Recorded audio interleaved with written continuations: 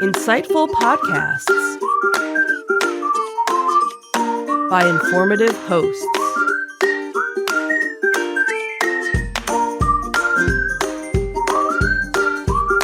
Insights into Things, a podcast network.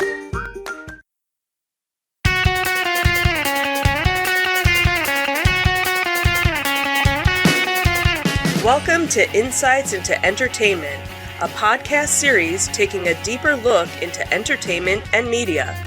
Your hosts, Joseph and Michelle Whalen, a husband and wife team of pop culture fanatics, are exploring all things from music and movies to television and fandom. Welcome to Insights into Entertainment, Episode 20. Happy anniversary, foolish mortals. I'm your host, Joseph Whalen, and my lovely and well-groomed, well-dressed co-host, Michelle Whalen.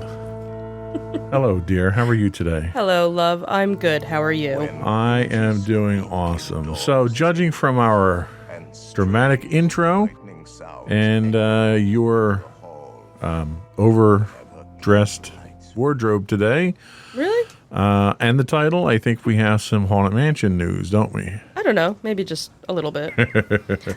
I don't walk around the house like this all the time. No, you have several of those dresses you wear. That is true. I do have a few. So we have a very packed podcast this week. In our Disney Detective, we have some Haunted Mansion news to talk about, obviously. Mm-hmm. We have some Toy Story news to talk about. Mm-hmm. Then we have some inside information on who might be playing Ursula in the live-action version of Little Mermaid. Mm-hmm. Then we'll move on to our entertainment news with some information on the latest James Bond film. Then some Ghostbusters news to talk about. And then we have some wedding news. And if we have time, we have a brief in memoriam section at the end of the show. We'll then finish up with our insightful picks of the week. And I don't think we have any afterthoughts this week, though. Not that I know of. So, are we ready to get into it? Sure, let's do it. All right.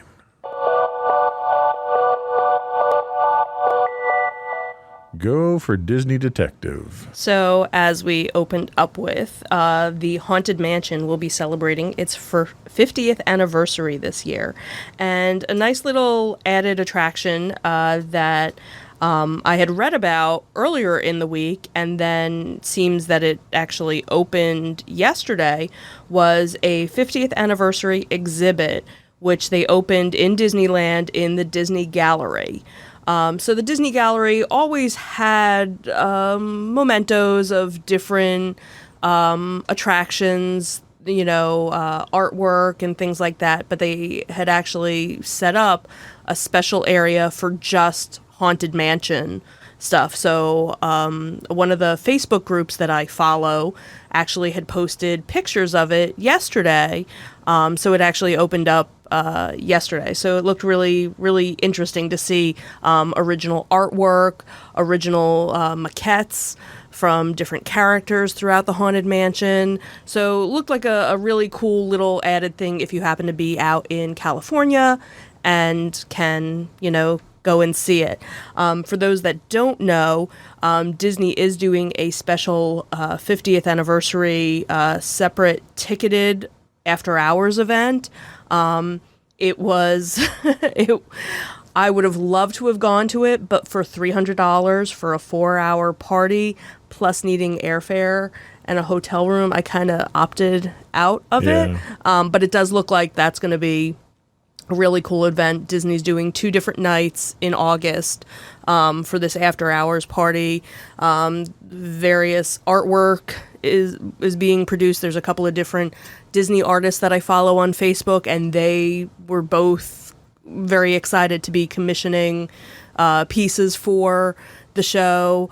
There's a lot of different merchandise that's coming out, so I'm hoping that some of it is left over from the event, and other people can get it. I know they were doing kind of like an auction, not an auction, like a lottery system. So if you weren't going to the event, you could actually get into the lottery system to possibly buy something from the event. I'm just gonna kind of sit it out and see, but it would have been really cool to be out there for it. So for the exhibit itself, is this merchandise that can be purchased? No, or it's not merchandise. It's just for display. Right, it's just for display to look and see. And we have a couple of pictures that we can go through for our viewers to see from it. So just some really cool things, if you happen to be a huge fan, or a fan, not a huge fan, you don't have to be a huge fan, a fan of the Haunted Mansion. The size of the fan does not matter. Exactly. Unless it's really hot out and then you want a big fan. But that's a whole other. So did you want to walk us through? I'll step through the slideshow. You can walk us through and just give us who we're looking at? Sure, we could. Again, these are just various different characters. Not a lot of characters in the Haunted Mansion have specific names. Now, these were shot from an attendee. Yes, this was these aren't official Disney right, photos. These aren't official Disney photos. These are from... it's actually the Facebook group. They actually have produced a Haunted Mansion... documentary on fans of the Haunted Mansion. So they are always posting different things. So like some of the artwork were artists' renderings of, before the ride was even created, how, they wanted it to look and these are all different artists. Mm-hmm, different artists. Mm-hmm. Are these well-known Disney artists? Yeah, they're all, Disney artists that some of their artwork looks very, familiar for people that are familiar with Disney parks and things. And some of these ideas actually went into, the Haunted Mansion. Some of them, were concept art that, they never move forward with. So just kind of interesting to So is this concept art that was developed before the Haunted Mansion opened? So this isn't just contemporary. Right. Oh, that's very cool. Yeah. Yeah, some of it's pretty abstract stuff that they have here. Yeah, it's funny. If you actually look at the history of the Haunted Mansion, they actually wanted it to be kind of more of like a bazaar type thing. So it was actually kind of creepy if you look at, what they were thinking about doing it originally and what it finally became.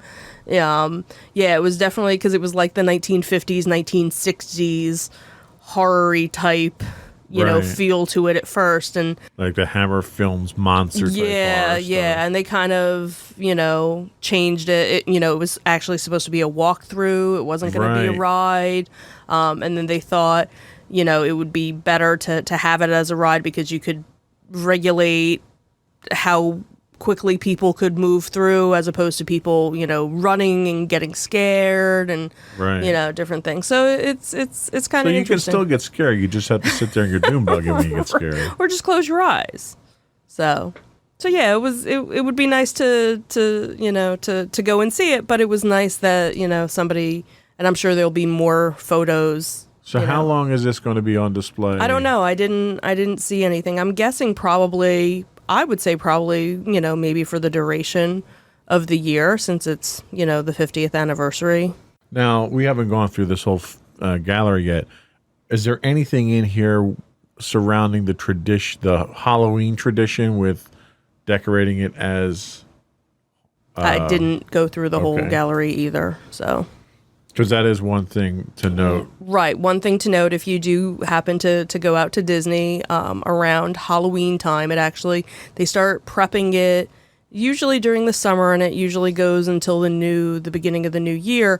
They change over the Haunted Mansion to Nightmare Before Christmas theme. So Jack and Sally and other characters from A Nightmare Before Christmas take over the Haunted Mansion. So... when we were there a couple of years ago, it happened to be during Halloween, and that's how we got to see it. I was kind of excited to see it like that because I had always heard about it, but I was kind of disappointed for you guys because you guys didn't get to see the original right. Haunted Mansion. But that's okay. They got a ton of pictures in this gallery. We'll actually have the link to the Facebook gallery in the show notes itself. Mm-hmm. I don't think we have time to go through the whole thing here, though. But folks are welcome to take a look at it afterwards. Absolutely. So if you're a fan, enjoy. Awesome. What else do we have, dear? So Toy Story 4 opened last weekend, and I'm sure it's going to do fantastic again this weekend. But as of last weekend, they had made $118 million during opening weekend. It was actually thought the projections were actually, they were hoping for 140 million. So 118 really nothing to be upset about. I'm sure if they don't like the numbers, they can re-release it in a week or two. Right. But they were hoping to be up there with Incredibles 2 that actually had opened with 182 million. And nothing greedy about Disney, huh? No, 118 million just isn't enough. But it still stands as the third highest opening weekend for 2019 so far, obviously, with Captain Marvel and Avengers Endgame, being ahead of it. Disney's got the top 3 slots. Yeah, not really surprising. Yeah, no room to complain. Right, and then overseas, Woody and his pals added 120 million from 37 markets, and another 15 million from the UK. So overall, a global opening of 238 million for a bunch of toys. So not so bad. So now, combined with Aladdin, Disney now holds the 4 highest openings of the year. So not too bad of a year for Disney. And we kind of knew going into it that, every month there was going to be something, Yeah, I mean, Disney certainly planned out the year very well to dominate the entire year. Absolutely. Universal's Us still standing as the highest non-Disney opening with 71 million, whereas, everything else seems to be Disney. So the opening of Toy Story also stands as the 4th highest opening ever for an animated, sitting just behind 121 million from when Shrek the Third opened. And also when Toy Story 3 opened. So, interesting. Doing pretty well for just opening weekend. So while the longevity of Toy Story 4 might be challenged next week when Spider-Man opens, it still, is probably going to be pretty strong, for the rest of the summer because it's, more of the kids' movie versus Spider-Man, being...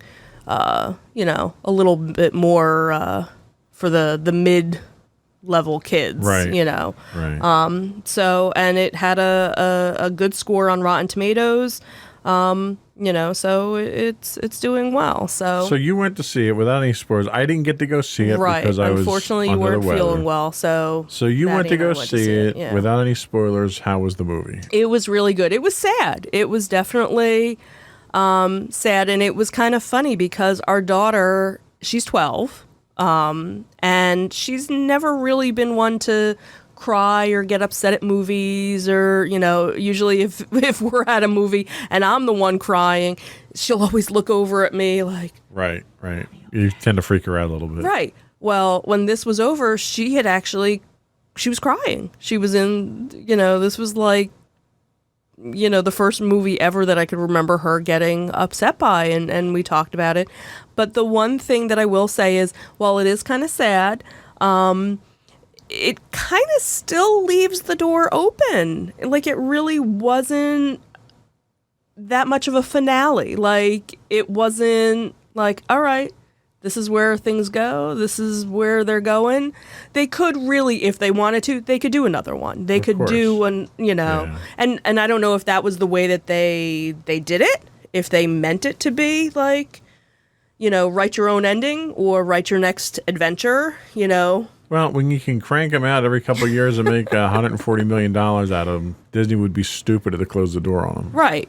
Or I could see them doing like the little holiday specials that they did, like the Halloween special, But they don't bring in hundreds of millions Right, of they dollars. don't. But you could definitely see, this isn't the last, of Woody or Buzz or any of the other characters. So I thought it was good. I felt kind of bad for some of the older characters because they didn't seem to bring them out as much. It was more a focus of some of the newer characters. Oh, but they did bring some characters back, right? Oh, they did. Like all the characters were there, and what was really nice was Mr. Potato Head, who is voiced by Don Rickles, who actually had passed away 2 years ago. He was still predominant in, he didn't have a lot of speaking parts. So they filmed his part before he passed. Or did they reuse stuff? They actually reused stuff because when they had actually the story that I had heard or had read was that the family, Don Rickles' family, actually went to Pixar and said, "Hey, we heard you're doing a movie. Please, if there's any way you can include him, do what you can." And they went back through 25 years of outtakes and things to find what they could use and kind of wrote, made sure that he was part of it. So that was very touching. And actually, they did have a post-credit, dedication to him that was really sweet. So yeah, if you're a fan, go and see it, and you'll enjoy, and bring some tissues too. Nice. We have one more Disney story today, don't we? One more Disney story. This one actually popped up yesterday. So sources tell Variety that while the deal is not complete, it looks like Melissa McCartney is in the early talks to play Ursula, the Sea Witch, in the live-action adaptation of The Little Mermaid. Interesting. So obviously there's a lot of buzz as to who will be in the cast. It's they're looking for various people to recreate this. The director of Mary Poppins Returns, Rob Marshall, is actually going to be directing this version of the film.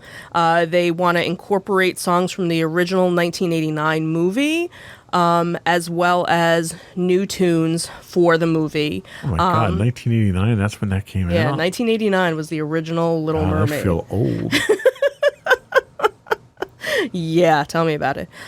So Ellen Menken is going to be teaming up with Lin-Manuel Miranda to write some of the new songs. Obviously, Alan Menken was the original writer, along with, I can't think of his name. It's not in the article. Shoot. We'll find it and we'll put it in the notes. I'll eventually remember it. So obviously they're going to do the songs Part of Your World, Kiss the Girl, and obviously McCarthy, Poor Unfortunate Souls. So this will be interesting because I don't think she's ever actually sung, in any of her movies. So they're obviously... Yeah, their sound engineers could even make me sound good singing. Exactly. So obviously, with the success of Aladdin, which we just talked about, which has now grossed $820 million worldwide, which we still unfortunately haven't had a chance to go see. But we'll wait for it to re-release it. Right. And then Lion King is getting a lot of hype, and that opens, next month. So, it's funny, when Disney started remaking these live actions, it was kind of like, oh, why are you doing it? But obviously people are enjoying it. I still get a laugh out of the fact that they're remaking Lion King into a live action movie. Right. Which isn't a live action movie because all the animals are computer generated. Right. Well, it was the same thing with Jungle Book. You had one actor. You had the kid there at least. Yeah. So with Lion King, but whatever. So this will actually mark the first family-friendly role for her because she's kind of been the adult comedy, which kind of makes me question whether or not Disney's making the right move, bringing somebody with that kind of image into their. I think she might. I think she might actually do okay. She was. Well, see, Disney has a tendency of taking pure people and then turning into these inappropriate adult. Right, right. So maybe it'll be a switch. So she was actually just had a Best Oscar nominee for a role. Can You Ever Forgive Me? So, this will be, another change for her because she's, started to do a little bit more dramatic and now on to Disney. Well, so good for her. Yeah. Good for her, and it should make for an interesting role in the movie. Absolutely. And that's all we had for Disney Detective today. Yep, that's it. All right, let's move on to our entertainment news of the week.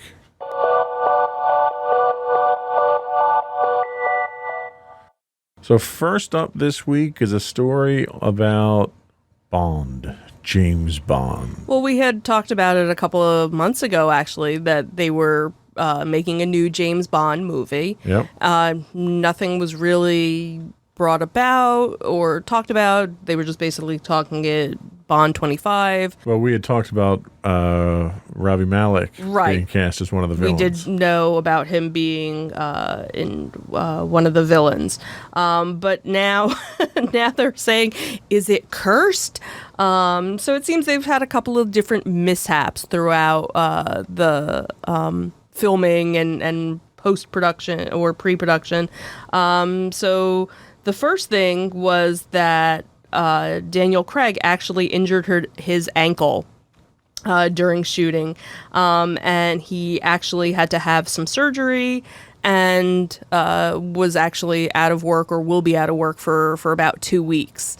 So production was still kind of... They've changed the production schedule going on. to film around him. Right. Yeah. So remember, the same thing happened to Harrison Ford during Force Awakens filming, too. Right, exactly. So Only I doubt they dropped the door of the Millennium Falcon on Daniel Craig. I don't think they did that. So that was kind of, the big thing. But then there was also kind of something silly that it was funny because in the news article they were like, we don't even want to talk about it, but if we're talking about all the things that are going bad. So it seems there was this person who they're not really sure how he's even related to the movie, but he actually put a camera in the woman's bathroom in Pinewood Studios set, which is where they're filming the movie, and he was arrested and facing charges, but they're not really sure how he's connected. But basically the studio said, hey, we're taking this very seriously and we're acting upon it, and, we don't want to cause any problems. So that was kind of like an obscure thing that was happening with it. But then obviously the real trouble actually started because the original director of the film was Danny Boyle, and he exited after disagreeing with Bond execs about how the movie was basically being played out. So he was actually co-writing the script with John Hodge, and he actually also left the film as well. And they left just weeks before production was set to begin, so they ended up having to, hire replacements for everything. And then obviously, like I said, the injury occurred, and so he had to take a 2-week break, to do rehab. And, they were going to do certain scenes with Rami Malek, who obviously, like we said, was playing the main lead. But he said that, we're doing some scenes without him, but others, we are waiting for, Craig to come back, because it would just be odd to shoot half of a scene without him. So it looks like, things should be on the mend for everybody, but, it'll be interesting to see what happens. I have to say, all films have these quirky little issues that they deal with. I don't think any of these is a sign that it's cursed. I mean, you've had some films in the past that, you've had mysterious deaths on the set and stuff like that. Or actors from the movie, have passed away before the shooting has even... Look at The Crow. I mean, stuff like that. Right, so, right. Yeah, I think they just have a run of bad luck here, but I suspect Daniel Craig is happy that this is probably going to be his last Bond film. Right. He's probably like, you know what? Time to retire. Yeah, so I've had enough of this. Yeah. So Cool. So what else do we... So in other news that actually just came out not that long ago was another film that we had been talking about, Ghostbusters, the newer version of it. So it looks like Paul Rudd is in final negotiations to join the cast of what they're calling Ghostbusters 2020. An interesting addition. Yeah, so he's actually going to be playing a teacher in the film. So Carrie Coon is also in talks for the not-so-secret project, along with Stranger Things star Finn Wolfhard and Gifted star McKenna Grace. So it kind of sounded like it's going to be the story of a single mom and her kids, and Paul Rudd being the teacher. So not really sure who the Ghostbuster, is going to be. So Jason Reitman, whose father directed the original, is actually going to be directing this one, which we had already known about. Sony hasn't commented on the plot details, but again, it's an extension of the original Ghostbusters. Again, like I said, with a focus on a single mom and her family, and not really sure how it's playing in, but it does look like Sigourney Weaver is rumored to return as her original character, Nice. Dana Barrett. So we'll see where that goes. So Paul Rudd had posted a little teaser video about getting slimed yesterday, so that was kind of like the hey, I'm in the movie too. Right. should be interesting to see. So Very cool. And the last entertainment news we have. yeah, the last little entertainment wedding news I saw was Katharine McPhee and David Foster actually got married yesterday in London. Their wedding was a little small one, by celebrity standards, I guess. Had approximately 100 guests. And the American Idol alum, who is 35, and the music producer, 69, who is 69, sparked romance rumors back in May of 2017 when they were spotted together. And then not that long after, they announced their engagement and finally tied the knot. They basically were waiting for, she had been on Broadway in The Waitress, and then actually was in London performing as well, and was basically waiting to finish her run with the show before actually tying the knot. So Very cool. yeah, so it was kind of sweet. So this is actually her second time down the aisle, and this is his fifth time. Wow, that's like after two, why bother? Well, hey, good for them. Good for them. So we're doing good on time, so I think we could probably pay a little respect to those that we've lost this week. Sure. So, some little sad news that popped up during the week. There were two deaths that occurred. The first was Max Wright, who died at age 75. And while the name might not be familiar, if you saw him, you would definitely know. And if you were a child of the 80s and watched Alf, you would know him as the dad from the show. He passed away on Wednesday. And he had been actually suffering cancer for a while. He was actually diagnosed with lymphoma in 1995, but he was in remission. And unfortunately, the last couple of years he wasn't doing as well. But his career took off in the 70s and early 80s, various different roles in movies. He was in All That Jazz, Warren Beatty's movie Reds. He was in Sting 2, Touch and Go, Soul Man, The Shadow, A Midsummer Night's Dream, and Snow Falling on Cedars. And was in various different television shows as well, but again, most people do remember him from from Alf. Yeah. And Seth MacFarlane even tweeted, "Sad news to hear of his passing. Who will now keep Alf in check?" So I thought that was kind of sweet. Yeah. And then another new memoriam news: Billy Drago, who was actually in various films, The Untouchables, Pale Rider. He died on Monday from complications from a stroke, and he was 73. He was very much a character actor. If you saw, again, you see his face, I remember him from various things, but might not be one of those names that rings a bell. Right. He was in, like I said, The Untouchables. He was in Charmed. He was on The X-Files, Hill Street Blues, Moonlighting, basically all the shows from, the late 70s, early 80s, Trapper John MD, he, was on. He was even in Michael Jackson's music video, You Rock My World in 2001. Wow. So again, sad news in the world of entertainment. Alrighty. Well, thank you for that. We will miss them, and I think we're ready for our insightful picks. I think we are. All right.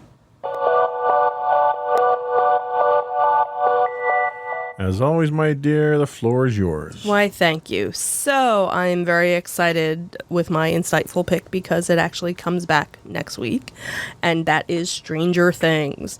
It is an American science fiction horror web series created and written by the Duffer Brothers, which is released on Netflix, not to be confused with Amazon Prime. So it's a nice little horror show with a lot of homage to the 1980s. So if you're a fan, if you were a kid in the 80s or a fan of that kind of genre, this is definitely the show. If you haven't watched it, you have plenty of time to before the premiere of the newest season. So it's set in the fictional town of Hawkins, Indiana in the 80s. The first season is set in November 1983, so it's right kind of... It actually starts off, it's like Halloween time frame.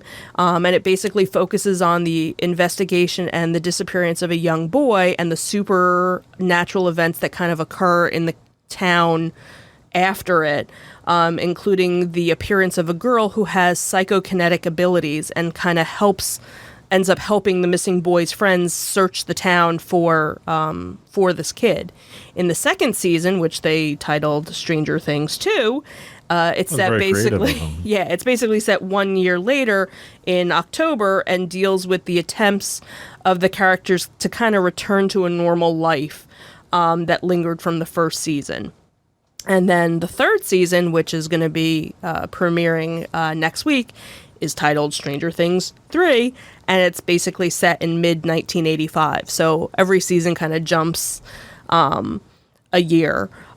So they basically developed the show kind of paying, like I said, homage to the 1980s, the pop culture of the time, but also a lot of... homage to like Steven Spielberg and John Carpenter and Stephen King, and video games of that time, because it just looks like it was made in the 1980s. It's not one of those, they're trying to be cheesy with it. No, right, it really has that feel to it, like just the soundtrack and there was a story a couple of weeks ago about how Coca-Cola was bringing back New Coke. Right. Because that was the time frame that it happened. It's funny the other markets that the show itself is driving at this point in time. That being one of them, and there was another article about a display at Madame Tussauds. Right. So yeah, it's funny seeing the kind of influence that the show itself has on other things. Oh, absolutely. So the first season was only 8 episodes. So again, real quick binge watch if you need to. The second season was 9 episodes, and then this one So in December of 2017, they ordered a third season, which actually started production in April of 2018, and it is 8 episodes. So not a very long season.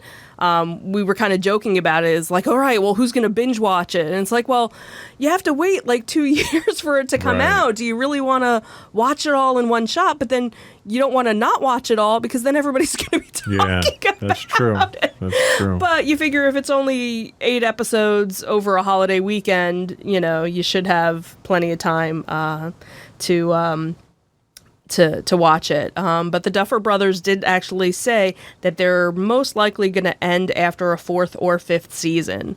That, by then the stories, you can only go so far with right. And they pretty much knew from the get-go where they wanted it to begin and where they wanted it to end. But you know what? They had received 31 Emmy nominations. So, obviously it's a big hit. Yep.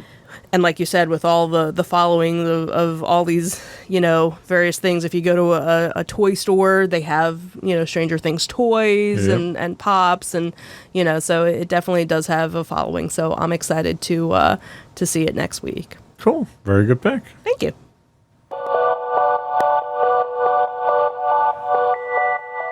All right. So I'm going to go out on a limb on my pick this week and pick a documentary.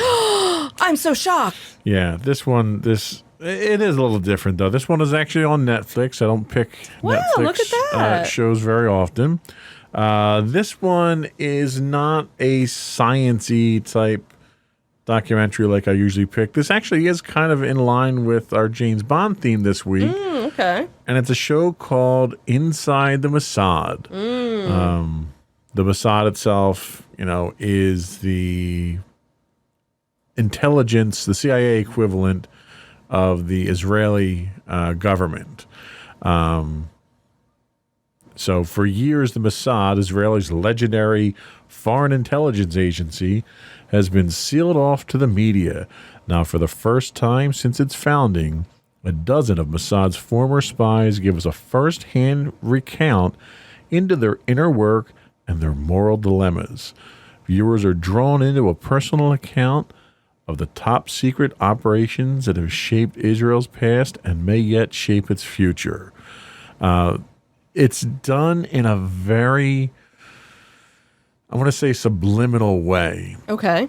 The camera angles that they do, the cinematography, even the soundtrack that they do is all very carefully chosen. Mm-hmm. And it presents things in a very sublime way. They talk about, I think I'm 4 episodes into their, I think it's an 8-episode season. But they talk about how they recruit. They talk about how they run their operatives. And then now they're getting into details about certain operations. One being tracking down the eunuch terrorists that killed the Israeli athletes. Okay. One was tracking down Adolf Eichmann, when he fled to Brazil. Another one that I just watched was when Ethiopia devolved into a civil war in the 50s.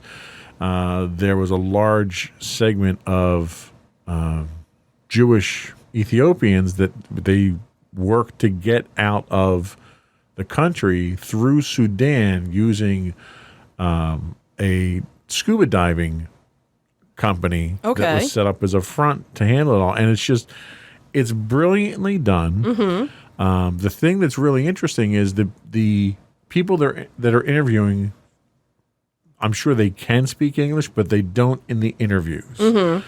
So the interviewer and the interviewee are speaking Hebrew. Okay. Or in some cases Arabic, depending on who the operative is. Okay. And they're voiced over by the translators. And the translators aren't just saying the words. The translators are actually almost role-playing. Oh, okay. So it's not just, hi, this is what we did. It's, with the dramatic overtone. Right. Okay. So it's a dramatic retelling, and you can hear the inflection in the translator as you hear the inflection in the actual interview. So they're voicing over, they're not cutting out the foreign language. Okay. And it's neat because they laugh, the translators laugh when the other person laughs. So it's almost like you're getting that firsthand account because it's done so well. And they talk about things like the interviewer asks tough questions, like questions that these folks don't want to answer. Okay. And it's funny, sometimes you're sitting across the table from someone who was a field operative who killed people and who was very capable of killing people. And the interviewer's leaning into him, basically trying to get information out. Right. And you could kind of see where the guy's starting to get a little angry there. And it's like, well, I give the interviewer credit for pushing the issue, but you might wind up, dead. But they go into some of the grueling detail. In fact, the one operation in Sudan where they had the scuba diving, they couldn't get people out of Ethiopia directly. So they were smuggling them into Sudan and then flying them out with Israeli special forces. So they set up this scuba diving. There was a scuba diving business that was there already that was British. So they took that over and basically bought it and ran it like a business, but that was the cover story for all the agents. So they recounted one story where this one guy came, he was an Eastern European customer, asked for a private dive, and figured out based on hand signals, because I guess the way they tell it is the Army does hand signals a certain way in scuba and the Navy does it a different way. Okay. And the guy figured out that he was former military and started asking questions. Then he asked the question in Hebrew and the guy responded. So he knew, the agent at that point knew he had been burned, so he tells his controller. So the controller pays a visit to the guy and basically calls the guy out. And he says, yeah, you asked the diver for another private visit. We're going to take you to a section of the reef where there's a special shark, and that shark likes kosher meat. Oh, snap. So it was like the guy wasn't holding back. So it's a really well done, down and dirty, really honest look. And clearly they don't reveal anything that's classified or sensitive. Right. It's all stuff that's 40, 50 years old. But it's just the interviews, because it's an interview-driven thing where they do some dramatic shots of the description of what they're doing. And it's one of the better documentaries that I've seen when it comes to doing these types of interviews. It's extremely well done. So that is Inside the Mossad. Season 1 is available on Netflix now. Very, very cool. No afterthoughts today. Actually, did have one that kind of popped up. Okay. I'll turn it over to you then. Okay, so this is actually a interactive game. Okay. That we actually both started playing. We did? We did. Oh, okay. I think I know what you're talking about. I think you know too. It's called Harry Potter Wizards Unite. And for those that have played Pokemon Go, it's basically the same type of game system as that, but it's the world of Harry Potter. So the idea is to get you out and about with family, because we went out, the two of us went out yesterday on a date night, and we ran into a mother and son who were playing as well. And while we never played Pokemon Go, we always ran into a lot of people playing that. Actually, the one time we went to a local national park, and we're like, why is all these people here? I didn't think... And then we found out that there was a Pokemon event, and that's where, hundreds of people actually were. So... Again, we never played the Pokemon version of it, but we did start playing the Harry Potter version, and so far we're definitely hooked. It's a shame though, because our daughter actually despises all things Harry Potter. She does. So she's not one to join us. But it's nice. It definitely gets you out and about, and driving around your local town to see where there are different things to pick up. So there are different things to fight, different things to collect, different potions to make. It's really very easy to navigate. It's very user friendly. But if you do have issues, you can go online and find it. It's available for download on the Apple Store, and also Google Play has it. The Galaxy Store has it. So it's on all platforms. Before we go, I did want to offer one quick shout out to a friend, colleague of my boss, to Carm DeLeo. He was listening to the podcast, and he is a bit of a sound engineer himself. Mm-hmm. He's in the music business, and he gave me a few pointers on how to improve our sound engineering on this side here. So the last 2 or 3 episodes of the podcast have been under his tutelage, and I think most folks will agree that the sound quality has improved significantly both on the video side and the audio side. So a big thank you to Carm for his tutelage on that. Very cool. And I think that's it. Check out the website for show notes and transcripts and all of our contact information. And we'll be back next week with another great podcast. All right. All righty. Talk to everyone later. Have a good one.